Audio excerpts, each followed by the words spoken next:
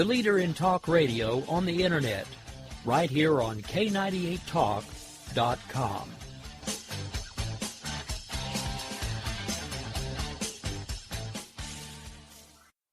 If you want to work until you keel over, have less of everything in retirement, or give back more of your hard-earned money to the stock market again, then just ignore me. But if you'd like to protect the money you save, receive a steady, predictable retirement income, and enjoy financial security for as long as you live, then listen to this. You can download a free report that reveals the wealth-building secrets Wall Street and the banks don't want you to know. You'll learn how you can get guaranteed growth, safety, and real prosperity without risking your money in the Wall Street casino, and how to get the money you need when you need it, simply by asking for it. This is the best way to have a 100% secure retirement, and know your money will last as long as you do. To learn more about this method and to get your free report, go to 29security.com. That's the number 29security.com. 29security.com. Go to 29security.com. In these uncertain economic times, you've got to do whatever you can to save money. One of our biggest expenses can be our cars, especially when unexpected repair bills hit. Not anymore. If you own a vehicle with less than 130,000 miles, is less than 12 years old, has a warranty about to expire, or even no warranty at all, you could stop paying for car repairs. Roadside assistance, towing, and rental coverage are all included. Don't wait for the next repair. Make one free call right now to see if you qualify. If your vehicle is less than 12 years old, has less than 130,000 miles, even if it's out of warranty, paying for car repairs can become a thing of the past. Call us right now and get your car protected before your next repair bill hits. Get protection and no more repair bills. Call 800-696-1030. Again, 800-696-1030. That's 800-696-1030.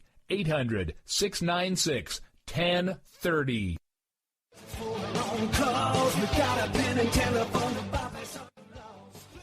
All right, folks, this is Rick Robinson with you. I want to tell you about some friends of mine from a company called Security Enforcement Specialists. When I ran my security agency for 12 years, I worked with one of these partners on a daily basis. He's been involved in this agency now, and with his other partner, they do have over 30 years of experience in the private security industry. If you own a business and you need someone to keep you or your customers or residents safe, then I highly recommend contacting Security Enforcement Specialists today. Give them a call at 405-703-1796. Again, that's 405-703-1796. Again, tell them Rick from K98 Talk sent you. Like I said, if you need the help, they are here for you. So make sure that you go look them up, check them out, and see what they can do. Wrong way. Welcome to the place. Joe had huge problems with the IRS. I knew it was coming. I hadn't filed taxes since 1990. All the IRS letters coming in added up to a nightmare. To get up to like $68,000. My heart started beating fast. It's like, there's no way, man. I mean, I ain't going to be able to do this. Then they stopped his paycheck. So that's when I started making phone calls and found U.S. Tax Shield. U.S. Tax Shield went to work immediately. They just took the bull by the horns. What blew my mind is he called the IRS right then and there. So why is U.S. Tax Shield A+ rated with the Better Business Bureau? Joe knows. They saved me a ridiculous amount of money. If you owe more than $10,000 to the IRS or state, choose the company Joe chose, U.S. Tax Shield. It was the best decision I made. U.S. Tax Shield is the way to go. Life is good. Thank you, Lord. Call 800-471-3287. U.S. Tax Shield. The leader in talk radio on the Internet, right here on K98Talk.com.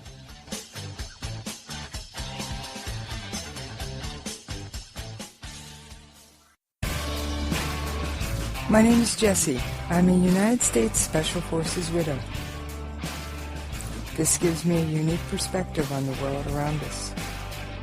If you're willing to listen, I'll tell you how I see it, and I won't pull any punches.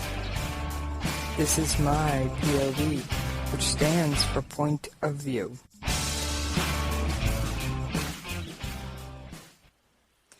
All right. Thank you for listening. This is Jessie. I'm happy to be back here with you. This is my Thursday night, April 28th, 2016 show. Topic for tonight, Syria. Yes, I know we brushed up against Syria, but I've never done a show just on Syria, the civil war, and what's going on. Alright, so let's start with recent news. First of all, if you've been so caught up in the U.S. politics, things you may not know. Well, I think everybody's aware there's a civil war going on in Syria, unless you've been living in a cave somewhere with no connection to the outside world. Alright, so we've established that. There's ISIS, or ISIL, or Daesh. Take your pick. They are trying to run roughshod over everybody in the area. And they really want to expand their caliphate globally. We've talked about that other episodes. Alright, now, there was recently a hospital bombing in Syria, and there's also peace talks going on that the UN is hosting. So, let's start off with the peace talks and see how they're going. I've got some audio pulled up. Let's take a listen. Announced a number of key actions we're taking to continue accelerating. The United Nations planned peace talks appeared to be on the point of breaking down several times this week after the main armed opposition party walked out of the talks. Fighting has also picked back up in the region, and all parties involved have warned that they intend to escalate the fighting in the 5-year-old civil war. But the United Nations Special Envoy for Syria, Staffan de Mistura, claims that both sides are merely posturing and that peace talks should continue into next week. He believes that delegations will return to negotiations even though opposition forces have resumed fighting after they claimed that the government was not willing to give in certain crucial areas. That doesn't sound like productive peace talks to me. I don't know about you. We've got fighting still continuing, and we've got one side claiming the other side's not willing to give. That sounds like the standoff at the OK Corral, and we're just waiting for the bodies to fall. Alright, so now that we know that the peace talks for the Syrian region are essentially failing, what else has been going on in Syria? Well, there was a hospital bombing. I hate it when hospitals are bombed. I'm sorry. In my mind, unless they're being used for offensive capabilities, which they should not be used for offensive capabilities. Keep hospitals neutral, people. I'm sorry. Don't give anyone a reason to target your hospital. Hospitals are supposed to be places where people can get medical treatment. Let's not aggravate the situation. Let's leave them alone. I'm sorry. I just don't agree with hospitals being targeted. You can target people that are firing on you, but you should not fire on. I wish hospitals could be declared neutral, and no one with a weapon should be allowed near them, except the police or the guards. But unfortunately, in Syria, the police are part of the problem, so that may not work. All right, I don't agree with bombing hospitals. It happened. Let's move on. All right, here's a report, some audio about that. I will post the link as to where I got this for you on my blog site. All right, ready to listen in with me? Let's listen to this audio. Syria's ceasefire is in tatters. The latest, an airstrike on an opposition hospital in Aleppo. This one supported by Doctors Without Borders and the Red Cross. Dozens killed, including children and at least 3 doctors. One of them, the last pediatrician. So severe the attack, the Red Cross issued a statement saying the destruction of the hospital are putting millions at grave risk. The bodies, the grief, piling pressure on faltering peace talks in Geneva. In the last 48 hours, we have had an average of 1 Syrian killed every 25 minutes. 1 Syrian wounded every 13 minutes. 3 weeks of talks, 1,000 miles from the front lines, little progress. The two sides using the ceasefire to talk about political transition. But accusations, not compromises, traded. The threats that emanated from the opposition who were here in Geneva before they sulked and got upset and left, these declarations were translated on the ground into attacks. The opposition, for their part, pausing their participation, blaming the government for renewed offensive, making talks meaningless. Within days of pulling back from the talks, opposition fighters last week on ceasefire, shown here in their own propaganda video, back to the battlefront. The UN envoy urging Russia and the United States to step in again, save the ceasefire, save the talks. We need that to be urgently revitalized. And only the Russian Federation and the US, as they did when they launched suddenly everything related to the cessation hostilities, needed to come back again and relaunch it. In the meantime, the killing is escalating. No date set for the next round of peace talks. The UN envoy planning a visit to Moscow next week.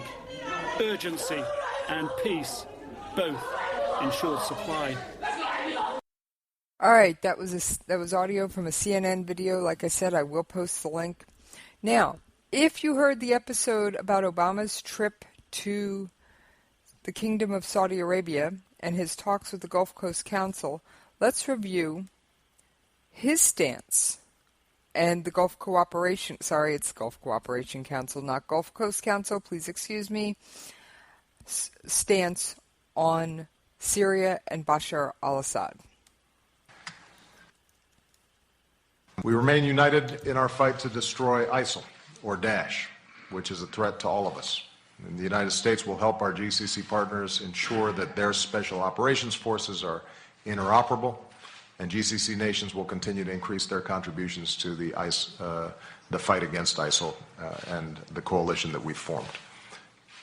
We agreed to continue working closely to de-escalate and resolve regional conflicts. In Syria, the cessation of hostilities is obviously under tremendous strain, including continued violations by the Assad regime. This violence is yet another reminder that there is only one way to end this civil war, as our GCC partners agree: a transitional governing body, a new constitution with free elections, including a transition away from Assad. None of our nations have an interest in conflict with Iran.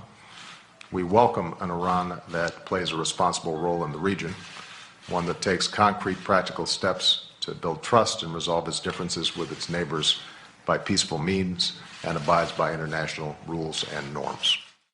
All right, so as you heard, the GCC, otherwise known as what are your Gulf big takeaways? Cooperation Council, is anti-Assad. They want Bashar al-Assad out of power.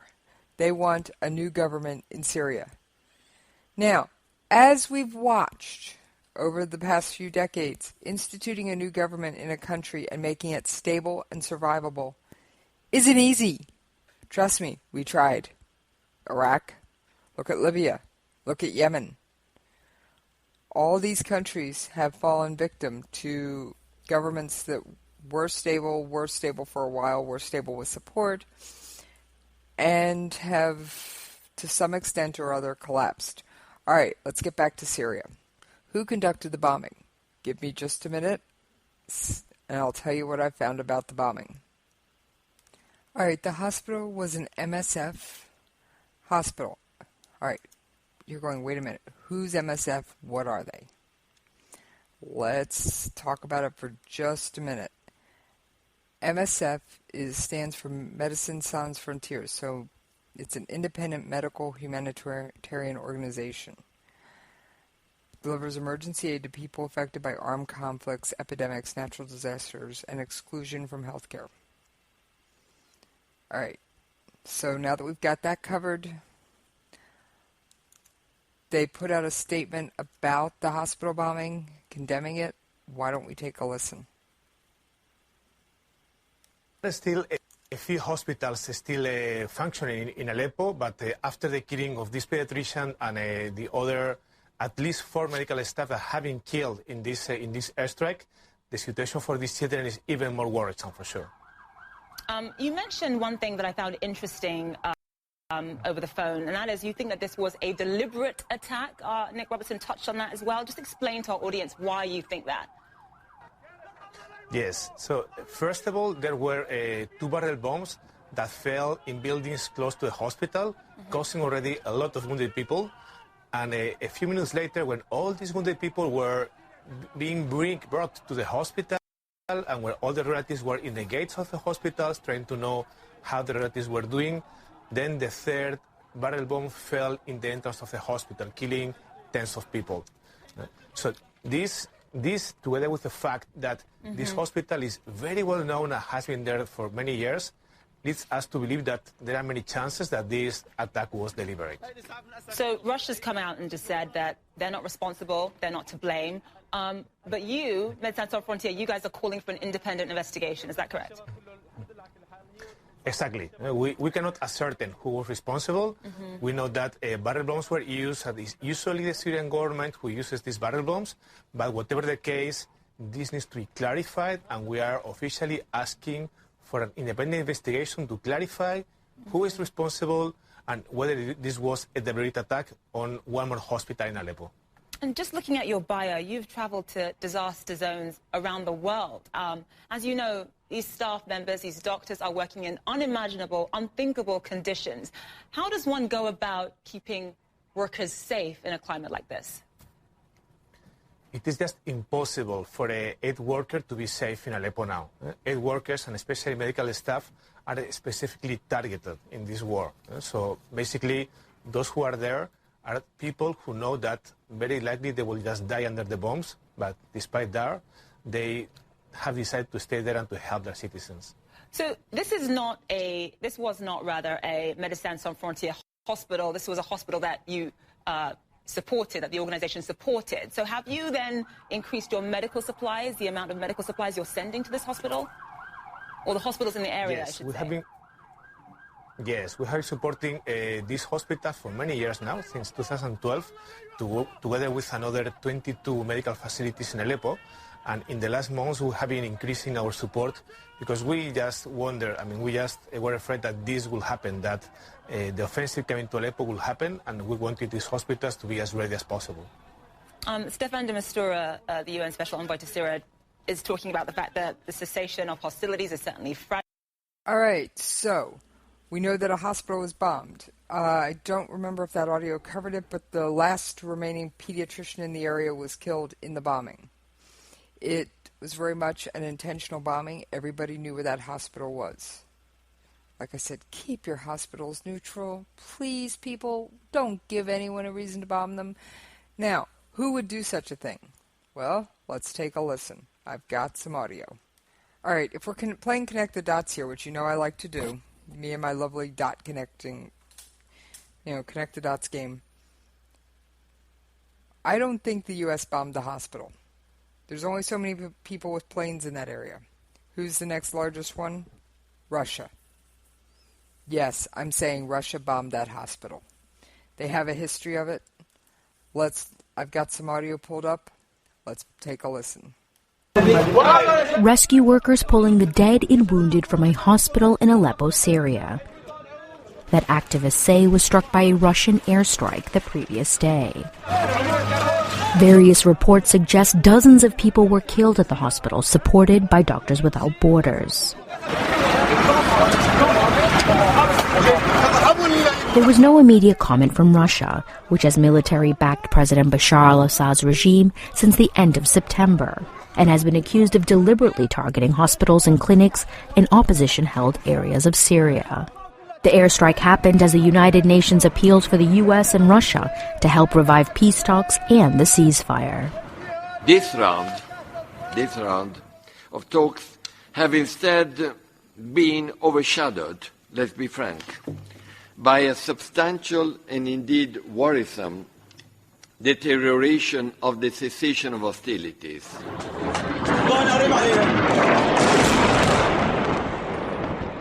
Talks aimed at ending the 5-year war in Syria grounded to a halt, with the government and opposition divided over fundamental issues, like whether the Assad regime remains in power.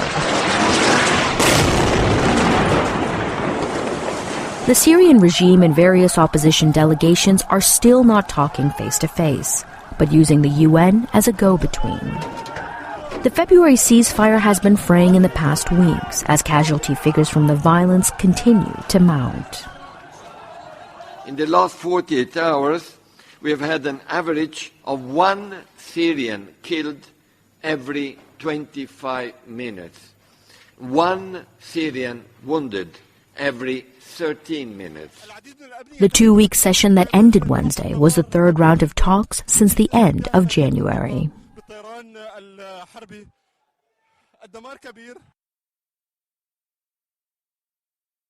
All right, so like I said, we're playing connect the dots here. Russia wants Assad to stay in power. Everybody else is pretty much anti-Assad. Then you get a hospital bombed in a rebel-controlled area.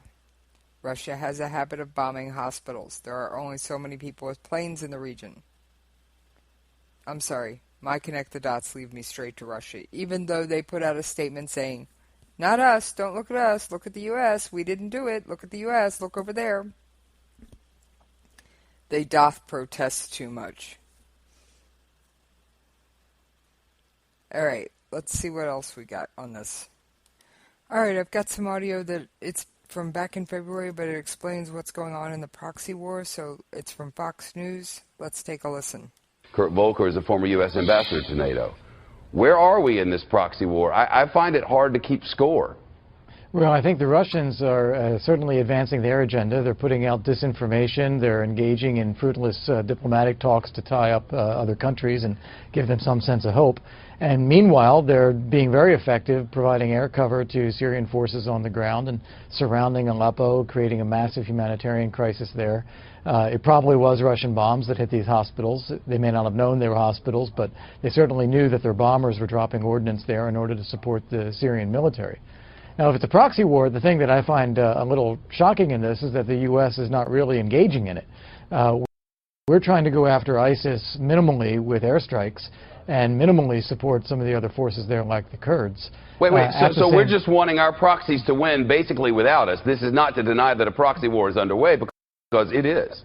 Well, that's right. I think that the Syrian government has got a very clear strategy. They're going after the opposition in Syria, trying to rout them, really not touching ISIS very much. The Russians aren't touching ISIS. We're going after ISIS, but we're telling the people we're working with not to go after Assad. That doesn't give them any confidence in working with us, and so Saudi Arabia and Turkey are trying to step in to actually help them more. It's a completely disorganized effort and one that needs a lot more U.S. leadership. What's Russia's end game? I don't know that Russia needs to have an end game. I think that's the way we tend to think in the West. But for Putin, it's great to have a conflict where he can be the big power. It can show that Russia's a strong power in the Middle East. He gets to attack opponents of the United States.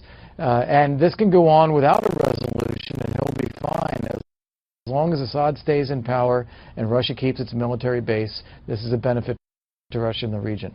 The Saudis are active now militarily. What do they want? The Saudis would like to topple Assad and see that the Sunnis that he is attacking are actually protected and safe in the country.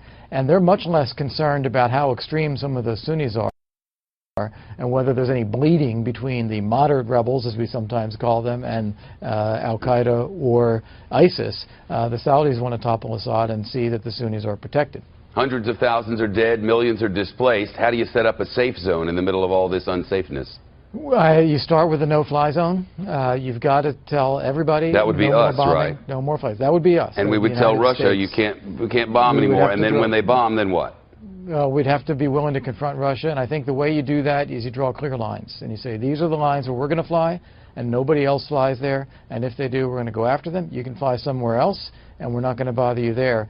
And you create a zone that's not all of Syria, but a safe zone in Syria. And then you get ground forces that we'd have to take part in, but we'd also have to be leading others to establish a safe area on the ground. And then if they do the flying, I didn't mean to interrupt, but I'm almost out of time. If we do the flying and they fly where we tell them not to fly, and we're going to have to confront the Russians. I don't think they want to be in a fight with us any more than we want to be in a fight with them. But they would very much like to be in a few of our little NATO allies over there. They'd very much like to be in a couple or three of them a lot. They'd like that a lot.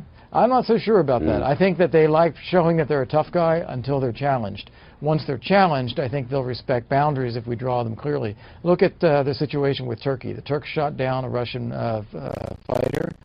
The Russians complained, but there haven't been any more incidents. All right. So the one thing's for that's a bit old. They were discussing an older hospital bombing. However, it is still interesting to hear about the two sides in the proxy war. And yes, I do believe it is a proxy war. All right, let's play Connect the Dots again. There was a hospital bombed. Russia has bombed hospitals before. This has been proven. There was Russian writing on the bombs. That's kind of a dead giveaway as to whose bomb it was. Hello, Russian writing on bombs. Hello. And then you try and claim the U.S. did the bombing. Houston, knock, knock, knock. Houston, knock, knock, knock. Something's rotten in Denmark with that. So I'm going to say Russia bombed the most recent hospital as well. Let's see if I can find some more up-to-date audio. All right, I'm not sure I should be bringing up a new dot right now, this close to break, but we're going to run with it. I found some interesting audio. United States Senator, yes, a sitting United States Senator, recently traveled to Damascus, Syria, the capital of Syria. Let's listen to the audio I found. First time since the start of the Syrian crisis, a U.S. Senator arrived today to Damascus in a visit for 3 days, where he is expected to meet with the head of the Syrian parliament and the Grand Mufti of the Syrian Arabic Republic after visiting the ancient city of Palmyra. The U.S. Senator Richard Blake assured during a statement to the Syrian news agency SANA that what is happening in Syria is terrorism. And the subject is simply that the terrorists are fighting the Syrian people and its legitimate government, and that there are no moderate fighter in Syria. He added also that he hopes he would be able to let the people in the U.S. to know the reality about Syria. The importance of this visit, it's in its timing, since it's a coincidence with the arrival of several international and Arab delegations to Syria yesterday and today, including the delegation from France, Europe Parliament and Greece, or the visit of the Algerian Minister of Maghreb and African Union, Abdul Qadir al-Mishal. All of these in a movement to break the political siege imposed in Syria by the Western powers and in an effort to move the will of the political dialogue. For Tilisur, from Damascus, Hazm Abdullah. Sorry about the audio breaking up at the very end there. I did feel it was important to try and keep playing it, even though it was just a reporter signing off. But yes, we had a sitting United States Senator in Damascus on the 27th of April. Time out. What is a sitting U.S. Senator doing in Damascus? Let's take a look at that. All right, here's a press conference Senator Black conducted while in Syria. He doesn't say much of anything of note, but I want you to hear his voice and hear him say whatever he has to say. I think there is probably no more courageous nation on the face of the earth.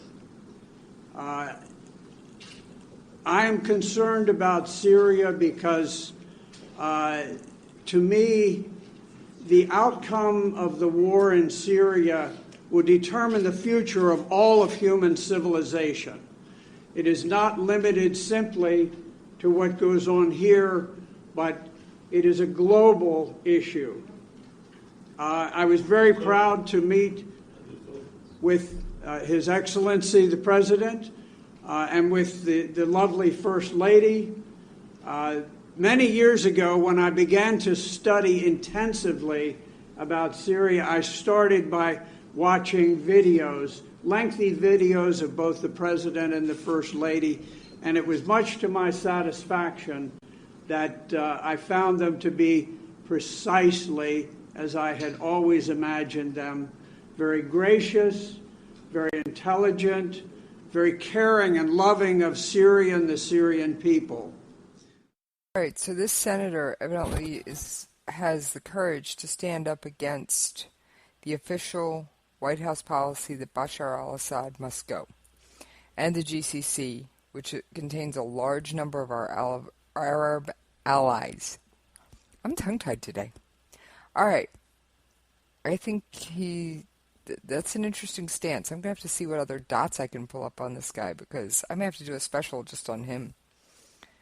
All right. This is interesting information. We have a U.S. sitting senator in Damascus after there's a bombing in Aleppo that I think was done by the Russians. And the Russians are supporting Bashar al-Assad. We're supporting the rebels. That's hot. I must stand corrected. Senator Black is not a United States senator. He's a state senator from Virginia. I must make that correction immediately. But he still stood up and visited Syria. That's... I'm still trying to wrap my brain around this one. I'm really still trying to wrap my brain around this one. I'm going to have to reach out to his office. This is just way interesting. I'm sorry.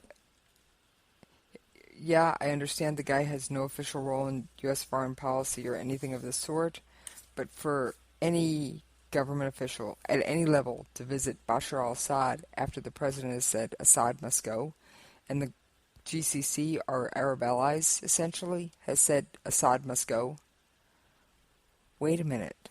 To me, I've got one response. That's not how it works. That's not how any of this works. All right.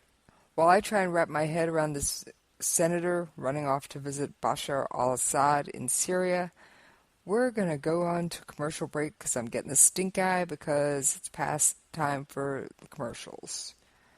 All right. See you on the flip side. In these uncertain economic times, you've got to do whatever you can to save money. One of our biggest expenses can be our cars, especially when unexpected repair bills hit. Not anymore. If you own a vehicle with less than 130,000 miles, is less than 12 years old, has a warranty about to expire, or even no warranty at all, you could stop paying for car repairs. Roadside assistance, towing, and rental coverage are all included. Don't wait for the next repair. Make one free call right now to see if you qualify. If your vehicle is less than 12 years old, has less than 130,000 miles, even if it's out of warranty, paying for car repairs can become a thing of the past. Call us right now and get your car protected before your next repair bill hits. Get protection and no more repair bills. Call 800-696-1030. Again, 800-696-1030. That's 800-696-1030. 800-696-1030.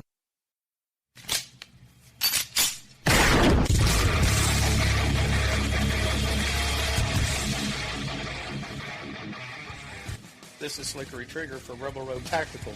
With proper care and feeding, your pistol will be ready when you need it. There to save your life. Shouldn't your gear be that good?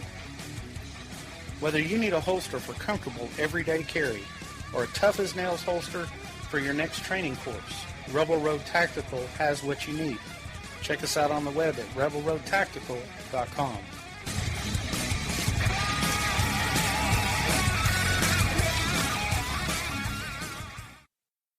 All right, so we have a visiting state senator from Virginia who's a Republican backing Bashar al-Assad, which is against Obama, but that just, it also goes against our Arab allies in the GCC.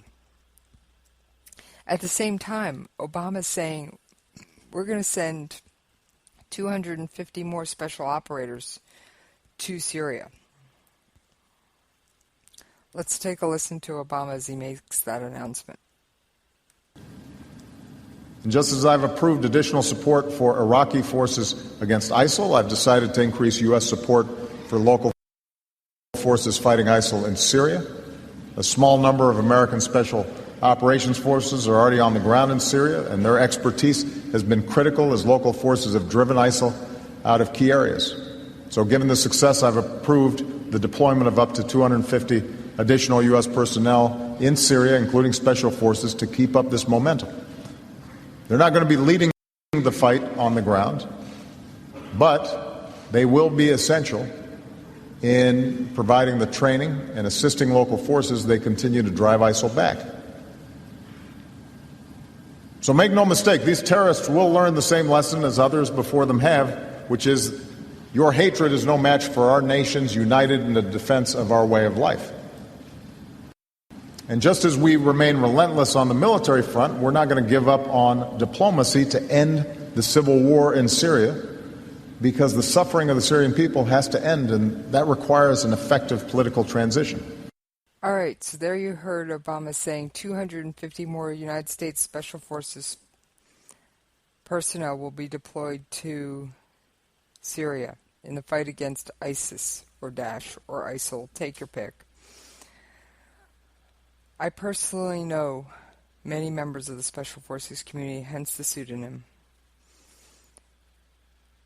I don't want to see our men and women in harm's way, but I don't want to see ISIL having free reign. I am still trying to wrap my head around this sitting Virginia senator who went to Damascus and said, hey, Assad and his wife are good people. I do agree with Obama on the fact that the suffering of the Syrian people, I'm not talking the government, I'm not talking either side here, the average citizen in Syria who's just trying to survive day to day, that needs to end. That needs to end now. You don't know how many times I've wished for a magic wand. I would definitely pull it out and use it here. Unfortunately, magic wands don't work, and there's nothing I can personally do. But I do feel for the Syrian people, and their suffering does need to end. And part of their suffering has reportedly been at the hands of their own government, and part of their suffering has been because of the civil war. Well, I don't think that the Syrian civil war started with no cause. I'm going to have to do a special on it. We'll look into it, we'll talk about it, we'll connect the dots, but that's for another podcast. All right, I'm still scratching my head about the United States Senator, but I'm just going to move on. The state senator from Virginia visiting Bashar al-Assad, but I'm going to move on for now. And Ash Carter, the United States Secretary of Defense, spelled out our strategy in Syria and Iraq. So why don't we take a listen? Actions we're taking to continue accelerating our campaign against ISIL. We'll be placing advisors with. Last week in Baghdad, I announced a number of key actions we're taking to continue accelerating our campaign against ISIL. We'll be placing advisors with the ISF, that is the Iraqi Security Forces, down to the brigade and battalion level to help enhance decision-making and responsiveness.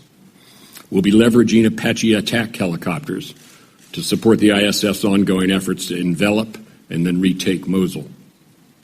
We'll send additional HIMARS to support the Iraqi ground offensive there. We'll provide financial assistance to the Peshmerga, up to $415 million, to bolster one of the most effective fighting forces against ISIL. And to do all this, we're going to need to adjust how we use our forces already there and also bring in about 215 more of them. We're also doing more in Syria. As the President announced earlier this week, we're increasing U.S. forces there from sixfold, from 50 to 300. This comes after capable and motivated local forces supported by our coalition retook the East Syrian town of Shadadi, severing the last major northern artery between Raqqa and Mosul, and therefore between ISIL in Syria and ISIL in Iraq. These additional 250 personnel, including special operations forces, will help expand our ongoing efforts to identify, train, and equip capable, motivated local forces inside Syria to help isolate and pressure Raqqa. All right, I think for right now I've connected all the Syrian dots I can. I'm going to have to look into this Virginia Senator Black. I am just scratching my head on this one. So I'm going to have to take a step away from this issue. There's a couple other issues of note going on in the world that if you've been involved following nothing but the elections, you may not have heard about. North Korea's at it again. China's at it. Let's start with what China did. China passed a law, rule, something like that. Not a dinner roll, sorry. I'm tongue-tied tonight, saying that all NGOs are now under strict police control. NGO, non-governmental agency, Red Cross, Doctors Without Borders, Samaritan's Purse, could also be Red Crescent for Red Cross. All right, let's take a little look at that, and I've got some audio pulled up on that. Some international NGOs may be forced to pack up and leave China if they can't meet the requirements of a strict new law. That law puts them under the supervision of Chinese police. NPR's Anthony Kuhn reports from Beijing that it's the latest move in an ongoing crackdown on civil society. Foreign NGOs in China run the gamut from legal aid to poverty reduction. And under the new law, the police can shut down these groups' events, inspect their offices and their finances, and question their staff at any time. But Guolin Mao, an official with China's legislature, told a press briefing on Thursday there's nothing to worry about. We welcome and support all foreign NGOs to come to China, he said, and conduct friendly exchanges. Of course, which groups are friendly or hostile will be up to the police to decide. The law forbids foreign NGOs from doing anything that harms China's national interests, which critics say is a pretty vague rule. President Xi Jinping has also issued plenty of warnings recently for Chinese to guard against foreign infiltrators and subversives. Police official Hao Yunhong told reporters that Chinese government support for foreign NGOs is not unconditional. Although we are open and tolerant, foreign groups that support or manipulate domestic groups to break China's laws will be dealt with according to the law. David Kelly is director of research at the Beijing-based firm China Policy, which has advised foreign NGOs on how to deal with government regulation. He admits that the net effect of this law is bad. But, he says, China's government has been tightening the screws on Chinese and foreign NGOs for several years. And China's leaders never intended to tolerate NGOs that might check their power or hold them to account. For foreign NGOs to come in and say, we are going to help you set up something which is going to constrain the Chinese state, well, of course the Chinese state is going to shut it down. The bottom line, Kelly says, is that China still needs foreign NGOs' expertise, and he predicts that the current repressive atmosphere for civic groups will eventually ease. I think that Chinese civil society will find ways to maintain its thrust. It has time on its side. It cannot be controlled by police action alone. The new law takes effect on January 1st of next year. Anthony Kuhn, NPR News, Beijing. All right, so China is trying to crack down on NGOs doing quote-unquote anything that could negatively impact the Chinese state. That's pretty vague. We already know there's no freedom of religion in China, there's no freedom of speech, and not much freedom of the press. All right, let's take a look at a few other things going on. I don't have a whole lot on it. It just came out, but it is rather interesting. All right, so we need reaction to the China NGO law. I found an article for Daily Mail UK. Daily Mail, it's from the UK. The United States said it was deeply concerned after China passed a controversial new law Thursday giving police wide-ranging powers over overseas charities. The law comes into force in January, will further narrow space for civil society in China and constrain contact between individuals and organizations in the United States and China. That's according to National Security Council spokesman Ned Price. The new measure, which prompted an immediate outcry from charities and foreign governments, also bans overseas NGOs from recruiting members or raising funds in China. Recognizing that a vibrant civil society is a cornerstone of stability and prosperity, the Obama administration has expressed strong support at every level for the role of civil society in China, Price said in a statement. We urge China to respect the rights and freedoms of human rights defenders, journalists, business groups, and development professionals, and all others who make up civil society, including by protecting the ability of foreign NGOs to operate in China. There are about 1,000 foreign NGOs in China, ranging from development charities like Save the Children to environmental groups like Greenpeace, to university centers and chambers of commerce. All right, so basically, I don't think this is a good law. I'm sure there's some good in it somewhere, but I don't get it. I don't see it. Why would you want to cut off your nose to spite your face? I'm going to have to watch this for a while and figure out what's going on, what's China's motive for passing this. Maybe they're feeling like there's too much Western influence, just like, let's go back to my old friend North Korea. North Korea executed 80. Let that sink in for a second. 80 people. Their crime? Watching television or movies that were not produced and sanctioned by the North Korean government. Yeah. Translation, there are videos and television programs smuggled into North Korea all the time. Most of them come across the Chinese border. And if you are caught watching the wrong thing, you are sentenced to death. This is probably, of course, after a kangaroo trial and some torture and a forced confession and blah, blah, blah, blah, blah. So, China, are you going the way of North Korea? I think you are. Well, you two are best friends anyway. Alright, what else has North Korea been up to? Since we brought North Korea into the picture, we only have about 10 to 15 minutes left. Let's see what else my good old friend North Korea, who's always good for news, has been up to.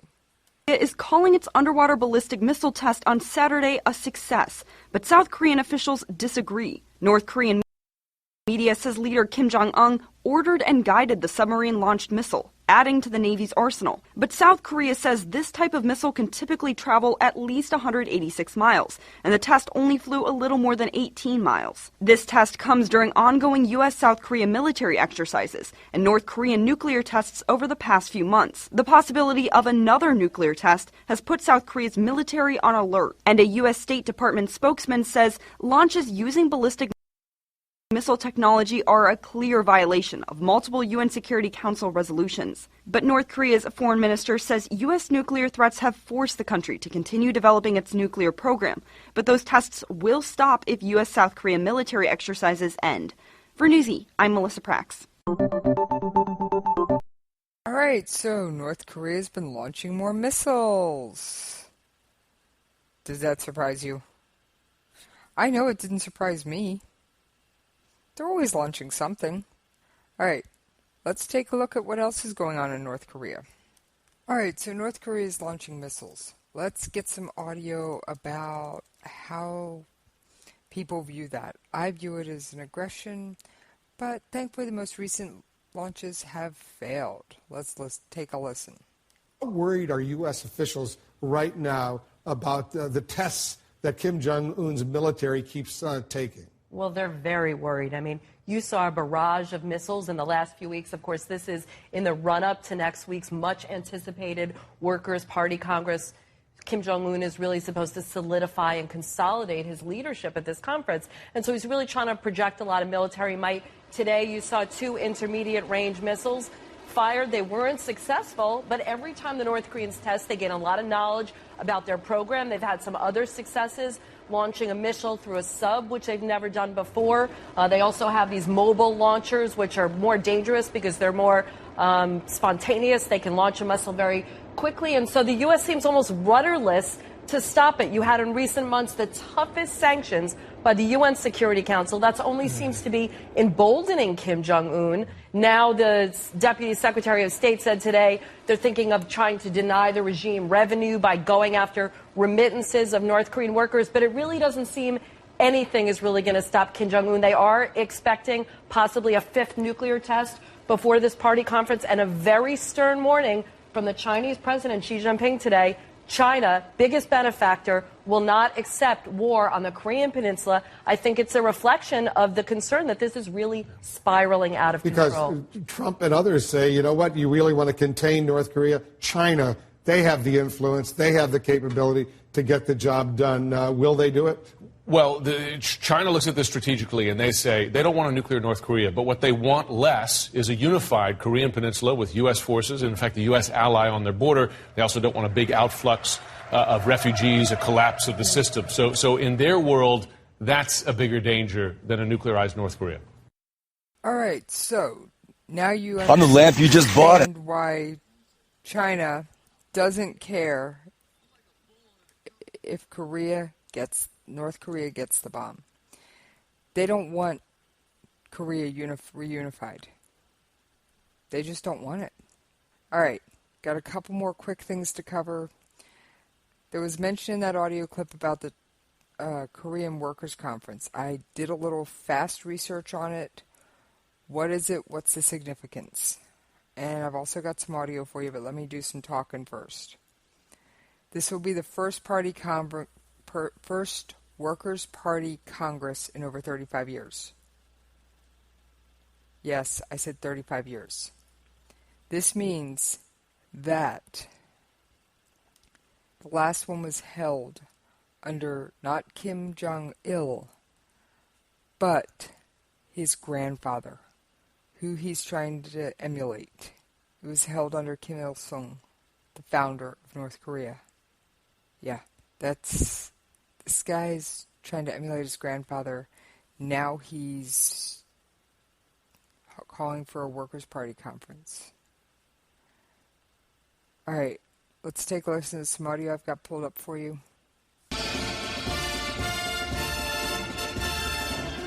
North Korean propaganda urges hatred for America. An undying love for the divine supreme leader. North Korea is a kingdom. The kingdom of Kim Jong-un, often described as a socialist monarch like his father and grandfather, ruling a militarized nation with a long history of dynasties. The leader is not chosen. The leader is given. We met Han Park in Pyongyang. He's the director of the University of Georgia's Department of International Affairs. The China-born U.S. citizens made more than 50 trips to North Korea in the last 35 years. If we understand North Korea, we have to understand the system. Park knows Pyongyang's elite inner circle. Who controls North Korea? The party. Not Kim Jong-un? No. 3 years in power, Kim commands nearly 25 million North Koreans who have no individual freedom. But Park says experienced and knowledgeable party leaders influence most decisions. Kim Jong-un used to ask him, still I think he is asking questions about factual information about the world outside here. Royal intrigue can be a bloody business. South Korea's spy agency says top advisors who fall out of favor, including Kim's own family, are at risk. The fact that this young man executed his uncle, I really don't know how to explain that. Kim's accused of ordering at least 15 executions this year alone. Allegations a top North Korean insider told me are malicious slander, though not denying executions take place. Kim projects himself as the people's leader, building water parks, hospitals, an orphanage, among many projects in the showcase capital of Pyongyang, where the elite and most loyal citizens live. But even there, infrastructure remains poor, and such luxuries are non-existent in the rest of the country, where daily survival can be a struggle. How many North Koreans are going hungry? Quite a few, actually, are hungry. Maybe as many as half of the population. Despite all the praise in propaganda videos, remarkably few details of Kim's life are shared. His own people don't know he was educated for several years abroad. They don't know the names of his brothers and sisters, or that he has a child. Even Kim's age is a mystery. But North Koreans don't ask questions. The Kim dynasty continues to project an image of absolute power, demanding the people's absolute devotion. Will Ripley, CNN, Pyongyang, North Korea. All right, so I'm having issues with the board tonight. Sorry. Between the board and my browser just acting up. So we're just going to keep moving on. This broadcast is not perfect. Thankfully, it's not live. I can still edit out a few of my bloopers. All right. So what is the Workers' Party Congress? The first order of business will be amending the charter, which is the roadmap to how the Workers' Party relates to North Korea's population. The Congress will almost certainly elect its leading official, Kim Jong-un, and will then elect members of the Central Committee, the party's leading collective authority. The Central Committee will then meet on the sidelines of the Party Congress and elect people to power organizations such as the Political Bureau and Central Military Commissions. All these activities will be punctuated by reports, speeches, and of course plenty of propaganda. If North Korea wants to effect major change, this is the forum to do it. However, it's unlikely. There will be some clues that seep out. I'm not expecting any substantive policy documents, but there will be some things that seep out. I grant you there'll be plenty of rhetoric. And like the audio mentioned, even Kim Jong-un's own uncle has not been safe from his purges. He executed him approximately a year ago. Now there's various rumors on the method of execution. Now, Kim Jong-il, sorry, I'm getting my Kims mixed up, never let his voice be heard. It's said that he stammered. Well, I have a little bit of audio from another CNN report where you actually hear Kim Jong-un talking. Let's take a quick listen. South Korea, quote, war maniacs, says those nations are deploying forces, girding for nuclear war with his country. And North Korea's menacing young leader, Kim Jong-un, delivers this warning for America. Should another war break out on this land, it will result in a deadly nuclear catastrophe, and the United States will never be safe. What are Western intelligence agencies interpreting in that rhetoric?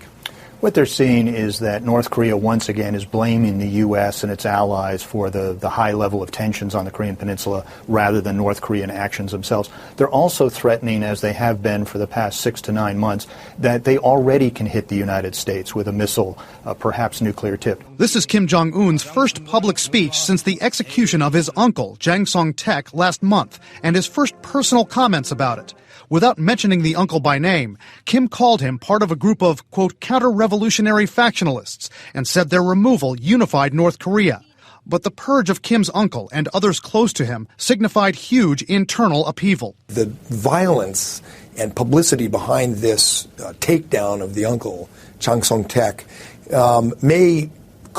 will cause great fear among the elite in North Korea for the near future. But the next time Kim Jong-un starts to move, the general or the family member or the party leader who sees it coming may strike back first. That may have been the case with Kim's uncle. South Korean officials and media said recently Jang Song-taek had control of lucrative fishing grounds. They said Kim wanted to take them back, hand them to the military. And a gun battle broke out between forces loyal to the uncle and North Korean soldiers. Kim was enraged when soldiers were killed in that battle, according to those reports, and moved against his uncle. It all signifies the dangerous, unpredictable nature of this young North Korean leader. In his New Year's speech, Kim Jong-un said there should be improved relations between North and South Korea, but analysts say North Korea will launch another provocation with the South. It's not a matter of if, but when, Dana. And that really is such an important factor here that makes this different, because South Korea's new leader is different than her predecessor. Absolutely she is. Analysts say that the president of South Korea, her name is Park Geun-hye, is much more likely to retaliate than her predecessors were. 2 reasons for that. One, she is the daughter of a former South Korean president who the North tried to assassinate twice. And also she knows that her predecessor came under intense criticism in 2010 after 2 incidents. One when North Korea shelled a South Korean island, and another when North Korea sank a South Korean ship, killing several sailors. When that president didn't retaliate then, came under enormous pressure. She is now under enormous pressure to strike back if North Korea provokes at all. So it's on if anything happens. Absolutely, and you can't underestimate that kind of internal pressure. It's not just about No. North Korea, which we're not really sure about, but South Korea. South Korea as well. All right, so yes, even though the Koreas aren't united, what happens in North Korea does affect South Korea. It affects the people, it affects how the political leaders go. The people don't really notice it so much. It more affects the policies, politics, and the state of readiness of the military. Disclosure here, I have visited South Korea. I have also toured the DMZ. It is a fascinating place. If you go to the DMZ, please go on a sponsored tour. Do not try and make your way there on your own. It's not safe. The area is mined. There are plenty of fences. There are thousands of troops. You don't need to accidentally fall into the wrong hands. It is a very fascinating tour. I wish everyone could have seen what I saw. Now, I do have a good news story for you tonight. Let's do that, and then I got to get on out of here. Because I'm almost out of time. All right, we all know I love the military. I'm a huge supporter of the military. My first husband was KIA. He was a Special Forces soldier. Or Special Forces operator, whatever term you want to use. He was in the United States Special Forces. My second husband is active duty. I love our military. Don't always agree with them, but I love them. Now, I was so happy to hear this. In a stunning reversal, the U.S. Army decided late today to retain a decorated green beret it had planned to kick out after he physically confronted a local Afghan commander accused of raping a boy over the course of many days. Sergeant First Class Charles Martland confirmed the Army's decision to retain him when he was reached by Fox News, who's been covering the story for about 8 months. This doesn't mean his fight's over. It means he has the time to file an official appeal. Now, how did this happen? Okay, Martland and his team leader confronted a local police commander in 2011. The local police commander was accused of raping an Afghan boy and beating his mother. When the police commander laughed off the incident, Martland shoved him to the ground. Martland and his team leader were later removed from the base and eventually sent home from Afghanistan. The Army, of course, can't talk about the specifics of the separation from service, citing privacy, but a memorandum of reprimand from October 2011 and Fox News Attain makes it clear that Martland was criticized by the brass, meaning his higher-ups, his superior officers, for his intervention after the alleged rape. All right. Now, I don't support rape. I do support the Army. I don't support rape. And I have to say to the United States Army, I love you, I support you, I support the troops. But I'm sorry, when a soldier defends a child against an alleged rapist, they shouldn't be kicked out of the Army. In my opinion, they should be given a medal. And I think this man deserves to stay in. And I'm glad that the American Center for Law and Justice has had a writing campaign to try and keep Martland in the Army. And yes, this is significant. Most of the time when the Army says you're gone, you're just gone. So that's my good news story for the day. And I'm going to play just a bit of audio about it. It's from Greta Van Susteren. So give me just a second to get that pulled up and ready for you. This is a Fox News alert. An Army Green Beret now has the chance to appeal his discharge. Sergeant First Class Charles Martland was ordered discharged after punching an Afghan commander who allegedly raped a young Afghan boy. Now, the Secretary of the Army agreed to postpone Martland's discharge for 60 days. Now, this will give Sergeant Martland the chance to file an official appeal. All right, like I said, that doesn't mean he's safe, but it does mean he can appeal. And I just keep my fingers crossed that the brass sees things the way I do. As many sexual harassment programs as the Army has in place, why would you kick out a soldier for trying to stop sexual harassment, even if it was against a local citizen? I'm sorry, that doesn't make sense. That just doesn't make sense in my book. All right, I got to get out of here. My time is up. Catch you on the next go-round. Thanks for listening.